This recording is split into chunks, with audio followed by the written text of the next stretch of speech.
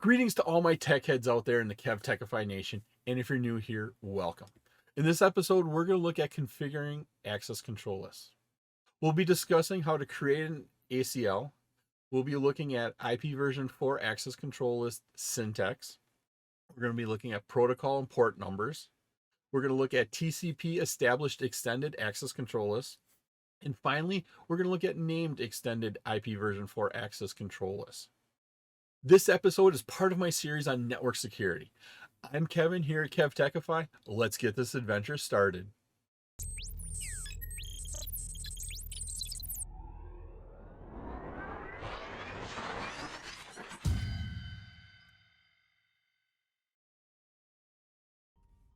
When you configure a complex access control list, there are a couple suggestions for you. One of the first ones here is use a text editor.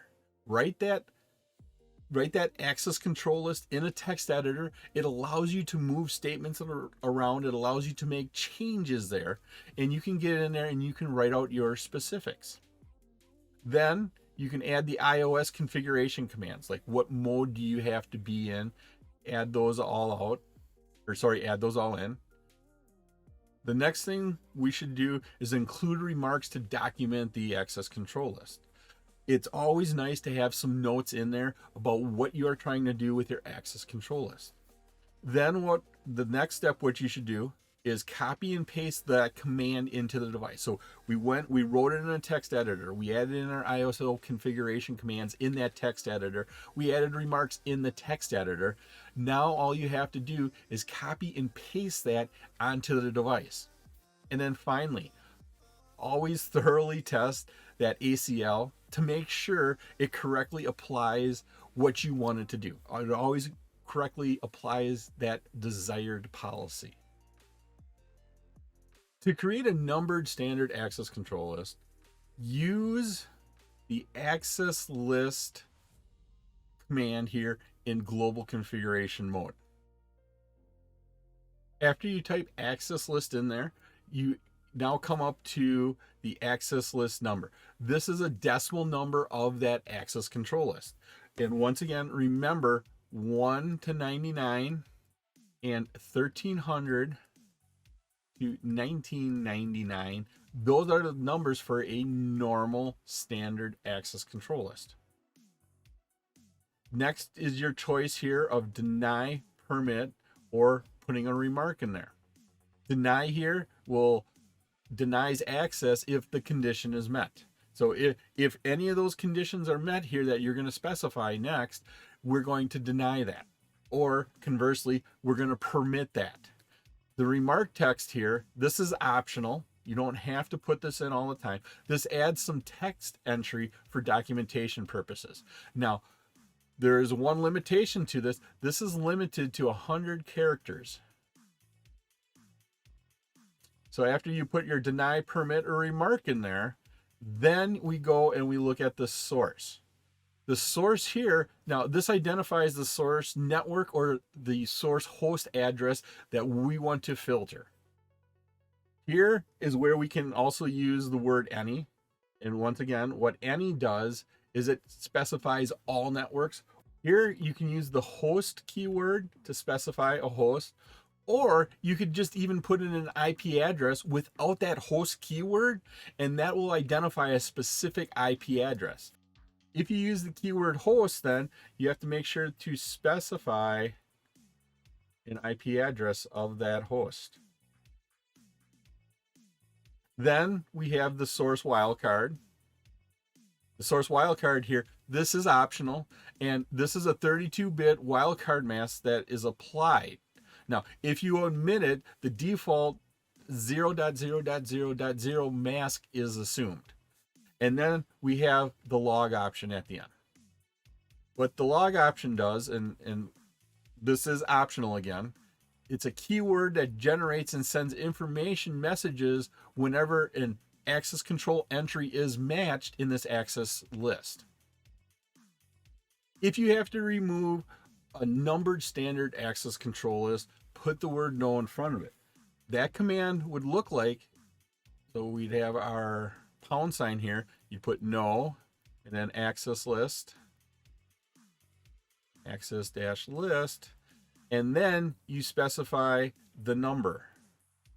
And once again, this number here is this number you specified when you created that. If you're going to name your access control list, there are 3 things you need to know about the names. The first one is they can be alphanumeric, meaning they can have letters, they can have numbers, and they can have dashes, the minus sign in it. They are case sensitive, meaning capital N dash capital A access is different than all lowercase no dash access. So it is case sensitive. And the third thing is they must be unique. Capitalizing your access control list name is recommended. Making that name in all caps, it just helps it stand out when you look at your configuration. It just makes it stand out a little bit more and easier to identify. Now, to create a named standard ACL, what we do is we come up here in global configuration mode, IP access list, and once again we're looking for a name standard, so we put the standard here. It would be either standard or extended. Right now we're going to create a standard, and then you put the name in here.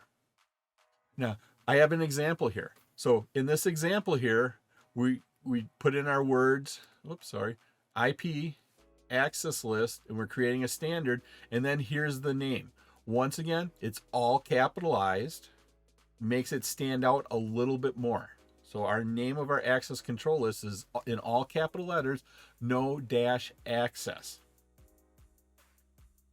And when we press enter, you can see our prompt changes.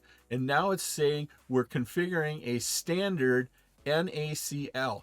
N stands for named, so we're configuring a standard named ACL. That's what you just created in the line before. You can go ahead and use the question mark, and it'll help you identify what commands you can use at this point in time. And here are the 3 ones we're familiar with: deny, permit, and remark. The procedural steps for configuring an extended access control list are the same as for creating a standard ACL. So extended, standard, the procedural steps are the same. The extended ACL is first configured, and then it's activated on the interface. So you configure that ACL, whether it's a standard or extended, and then you activate it on an interface. However, here, the command syntax and the parameters are more complex for this extended ACL to support the additional features provided by that extension or that extended ACL. To create our numbered extended ACL, we start off by using access list here again. After you put the command access list in here, there are a number of keywords and parameters for our extended access control list. Now, it's not necessary to use all of them when configuring an extended ACL. We'll talk about some of these here. So we got ACL here is access dash list is our command. Then we have access list number. This is the decimal number of your access control list. Once again, these numbers for an extended list, those ranges are 100 to 199 and 2000 to 2699. And so to create your extended ACL, you have to use those numbers. After that, we have our deny, a permit, and our remark. Is this going to deny traffic? Is it going to permit traffic? Or is this just a remark? After that, we put our protocol. Now, this can either be the name or a number of your internet protocol. Common keywords include IP, TCP, UDP, ICMP you can put in there. The IP keyword matches all IP addresses. Then we have source. Source here is identifying that source network or host address that we're going to filter. You can use the keywords any or host in here. Then we have the source wildcard mask. This here is optional, and it's a 32-bit wildcard mask that's applied to the source. So we we apply this source wildcard to our source address or source network up here. Then we have operator or port. What this is to compare what ports we're looking at. So operators here, you can have LT for less than, you can have GT for greater than. You can also have equal in here or not equal to. And then you can have the port. Once again, port 80, web traffic. And this could either be decimal numbers here, or it could be the name of common TCP or UDP ports. Then we have our destination. Destination here identifies the destination network host or network address. So this, once again, network address or network host in here. We have our wildcard mask, our destination wildcard mask, 32-bit wildcard mask that's applied to the destination. And then we have the operator again. And this is, once again, this is less than, greater than, equal to, or not equal to. Those are the common ones. There's some other ones. And then the port 80 for web traffic, or the name of common TCP and UDP ports. After we have the operator for our destination, then you can put the keyword established. And this is optional, and this is for TCP only. And this here is basically, you can think of it as sort of like a first generation firewall feature. And then we have logging. Do we want to generate and send information messages whenever an access control entry is matched in our access control list? Access control lists get applied to interfaces, and that's the same command we use for extended and standard access control list. The command here, notice we are in an interface, so we went into our interface. Fast Ethernet 0/1, serial 0/0/0. We went into that interface, and now we put IP and then the access group. So we're going to apply something, and you either put in the list number or the access list name, and that value is right here where we come down for that. And then, so we say what list we're using, and because we're on the interface, are we applying it to inbound or outbound traffic? If you like this episode on configuring access control lists and you get value out of it, and depending upon the platform you're using, please click that like button, give a 5-star rating, leave a comment. Doing this supports the channel, which in turn helps me bring you more great content. Click that notification bell to turn on notifications to be alerted every time I release a new episode, and there are quite a few new episodes headed your way. You can also visit my website at KevTechify.com for all my details and how to get these episodes in video and podcast form. To find the list of named protocols, go in like you are entering in a new access list. So go ahead and type access list, give it a number, say permit, and then put our question mark here. And it will give you a named list of the protocols it recognizes. On here, you can see that about a dozen of them. We have ICMP, we have IP, we have TCP, and UDP. If it's not listed on here, you have to go and enter that number instead. You can't use the name of that protocol. Selecting a protocol influences port options. Right here, we've selected TCP. And so what you can do, and you can select TCP, UDP, or ICMP. When you select those and you go and you give the question mark, whichever one you select of these three, this list will be based on whatever protocol you chose. So right here we chose TCP, and it's listing out all the named TCP protocols it has. And you can see here some of the more common ones. The domain, so domain name service on port 53, FTP data, port 21 and 20. We have POP3 and SMTP down here on 110 and 25. Telnet 23. WWW, which is HTTP traffic, or port 80. It identifies those. Now, notice how many TCP port options are available. We have some that are highlighted that are easily recognized. However, port names make it easier to understand the purpose of the access control list. Some common port names, such as SSH and HTTPS, are not listed. For those protocols, you have to put the port numbers in. So if you want to do something with HTTPS, you have to put that port number 443 in there instead of a name.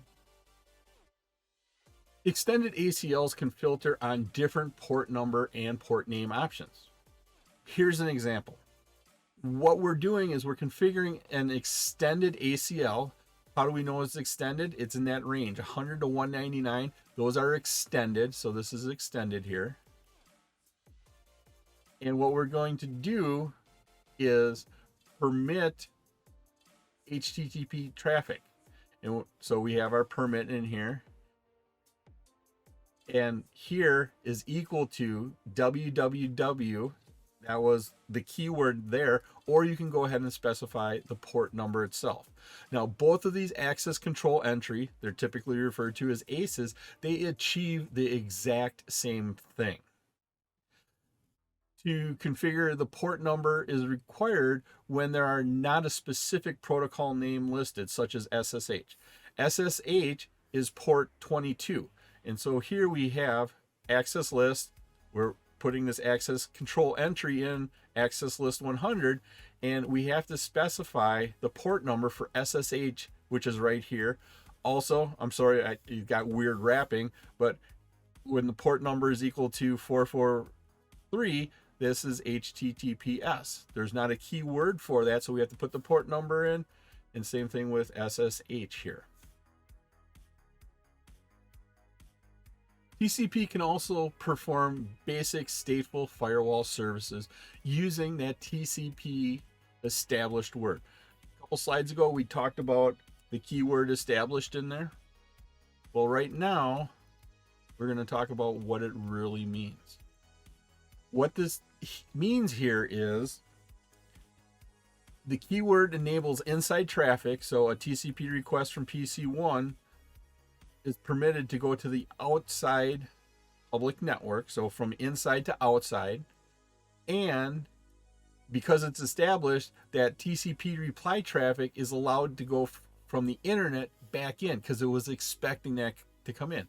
So that request goes to the router. That router says, okay, I will let you make that request out there, but I also know that you will be expecting a response, so I'll make a note of that, and if I do get a response, I will let it come back through. That's what that established command was when you set up your access control list. Now, the established keyword can be used to permit only the return HTTP traffic or TCP traffic from the requested sites. And we can also deny all other TCP traffic that originates on the internet coming into our device. It gives us a basic firewall service.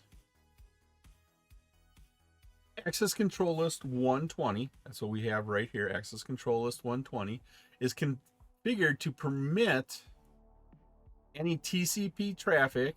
And once again, this is the source, so from anywhere that it's coming from, anywhere on the internet, destination, this is the destination, and so this is our LAN, this is your inside, so this is internet, this is LAN. We'll destine for it. Because we're using the established, it's expecting that traffic to come back in. Once you've created that access control list, we have to apply to the interface. In this example, we're going into the interface of gig 000. Once we're into that interface, you can tell by the prompt we're in the configuration for an interface. Now we say, okay, IP access group, give it the list number, that's what we have right there, and we're going to apply it to outbound traffic here on our gig 000 interface. That will allow any traffic going out of that interface to go out, and then the return traffic, because we had this established connection here, if we're expecting that traffic, it'll come in. If it's not expecting traffic, it'll deny it, it'll block it. We can also check the statistics here for our access control list from privilege exec mode using the show access list. We have our extended IP access list of 110. Created that earlier.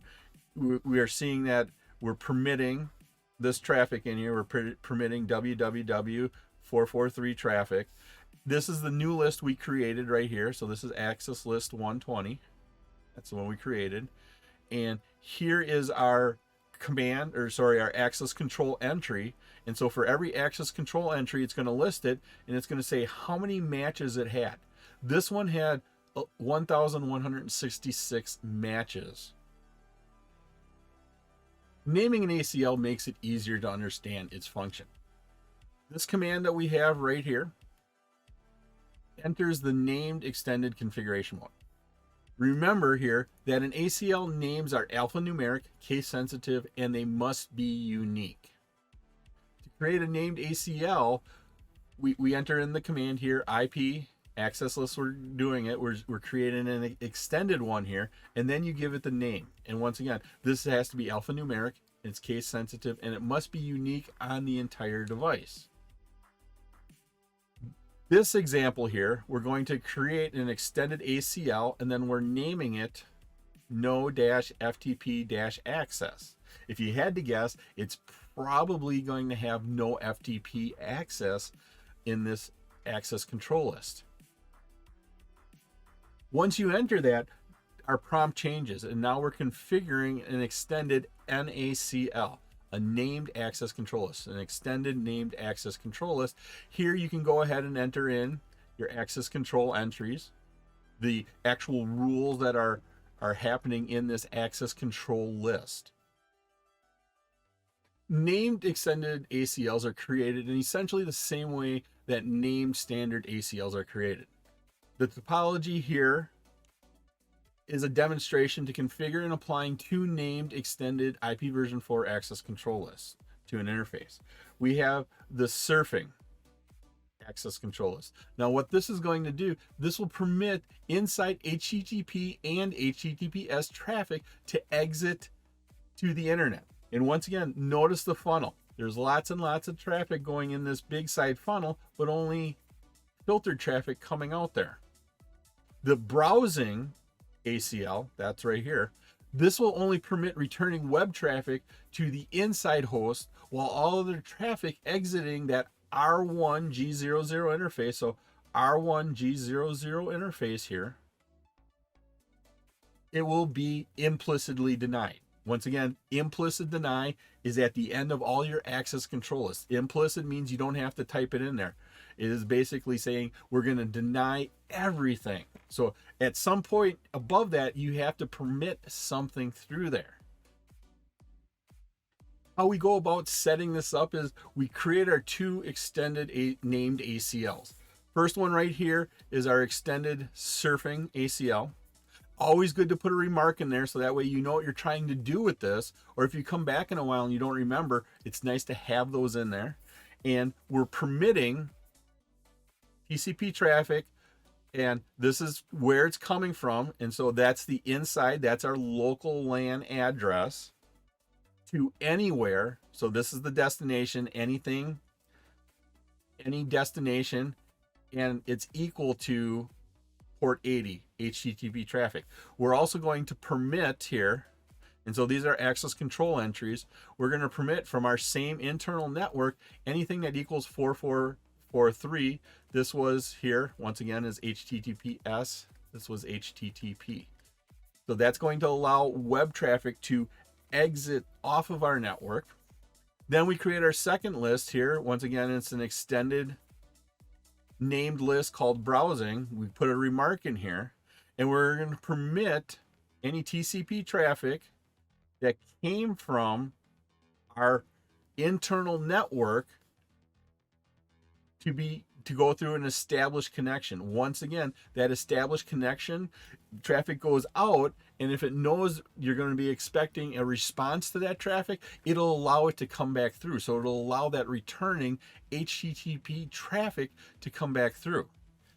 What we have to do now that we've created the surfing and the browsing access control list is we need to apply it. We go into our interface. We're going to apply it on G00. That's what we have over here in our diagram is G00. And you can apply an access control list. Then we apply our access control list to that interface. First one right here is IP access group. We put the name of it, and so this is our surfing access control list, and we apply it to all inbound traffic. Then we look and we apply the next one, the browsing access control list, to all outbound traffic. So you can have one on in and one on out. After you go ahead and do this, let's say that the host on the inside, PC1, has been using and browsing the internet, and our statistics have been increasing. So we do the command show access list, and it's going to give us all the information about our access control list. It's going to list out each access control list. Right here is one of them, our access control list called surfing. And then it'll list out all the ACEs here. So we've got 2 ACEs. That's what we created up here, our 2 access control entries. We're permitting the traffic out here, and then we are permitting 4443 traffic. Right now, we've had 124 matches on this HTTPS traffic. Our second list we created is right here. And once again, that's called browsing. Here's our access control entry. And this was the established connection to allow that expected traffic back in. This one had 369 matches. It was my pleasure to bring you this wonderful episode on configuring access control lists. If you like this episode and you got value out of it, and of course, depending upon the platform you're using, please click that like button, give a 5-star rating, leave a comment. This all helps me bring you more great content. Please take a minute to subscribe to my channel. Also, all of my socials and contact information are on my website, KevTechify.com. You can get all of these episodes in video and podcast form. In the upper right is my playlist for my series on network security. In the bottom right is one of my favorite videos that I picked just for you. Thank you so much for watching this episode of my series on network security. Once again, I'm Kevin. This is KevTechify. I'll see you next time for another great adventure.